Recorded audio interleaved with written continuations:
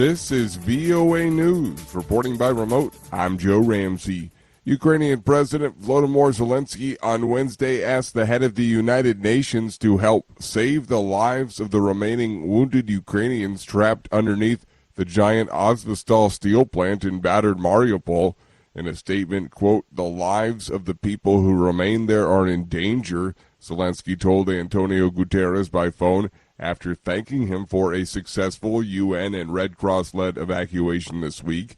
It came as the long-awaited evacuations led by the Red Cross and UN continued from Mariupol and nearby towns. Ukraine's deputy minister said on Telegram a total of 334 people had been evacuated from the area Wednesday. Quote, "It's another small victory for us," she wrote.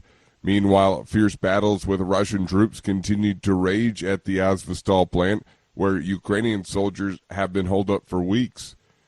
G7 leaders this week are to discuss further actions against Russia as Moscow continues its 10-week-old war against Ukraine. Details from VOA's chief national correspondent Steve Herman in Washington. U.S. President Joe Biden told reporters at the White House on Wednesday he will discuss with other leaders of the Group of 7 advanced economies the possibility of additional sanctions against Russia. We're always open to additional sanctions, and I've been in consultation. I'll be speaking with the members of the G7 this week about what we're going to do or not do. The European Union on Wednesday proposed its toughest sanctions yet against Russia, including a phased oil embargo. Steve Herman, VOA News, Washington. Find more on the story on our website, voanews.com, or follow us on the VOA mobile app. This is VOA News. Tens of thousands of protesters blocked streets and gathered around government buildings in Armenia's capital on Wednesday to demand the prime minister's resignation over his calls for a formal peace agreement with neighboring Azerbaijan. The demonstrators used cement mixers and trucks to close off roads and bridges leading to the center of the city. Clashes broke out with police, and several arrests were reported.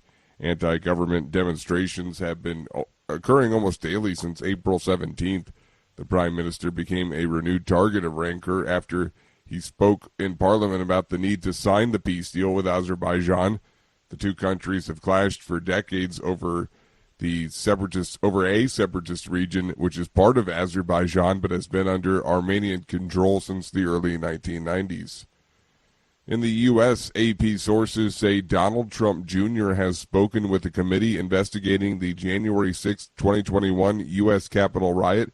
AP correspondent Mike Gracia reports. Donald Trump Jr., the oldest son of former President Donald Trump, was interviewed Tuesday by the House committee investigating the January 6, 2021 insurrection at the U.S. Capitol. Two people familiar with the matter who spoke to the Associated Press on condition of anonymity confirmed Trump Jr.'s appearance before the committee. The younger Trump was in close proximity to his father on the day of the riot. He was seen backstage at the rally on the White House ellipse that took place shortly before Trump supporters marched to the Capitol and breached the building. His sister Ivanka Trump sat down with the committee for 8 hours in early April. The committee has interviewed nearly 1,000 witnesses. Public hearings are set to begin June 9th and go on for 4 weeks. Mike Gracia, Washington. A man who attacked controversial comic Dave Chappelle on stage as he performed a live stand-up set in Los Angeles has been arrested and charged with assault, police said Wednesday. The comedian was finishing a set during the Netflix Is a Joke comedy festival at the Hollywood Bowl on Tuesday night when a man in the audience climbed on stage and rushed at him. The man, who police said was armed with a replica gun that contained a knife, was swiftly detained by security guards who swarmed the stage. Chappelle was not injured.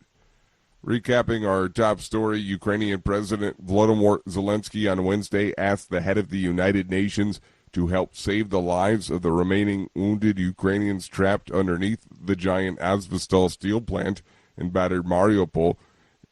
It comes as the long-awaited evacuations led by the Red Cross and the UN continues from there and nearby towns. Meanwhile, fierce battles with Russian troops continue to rage at the plant where Ukrainian soldiers have been holed up for weeks. Reporting by remote, I'm Joe Ramsey.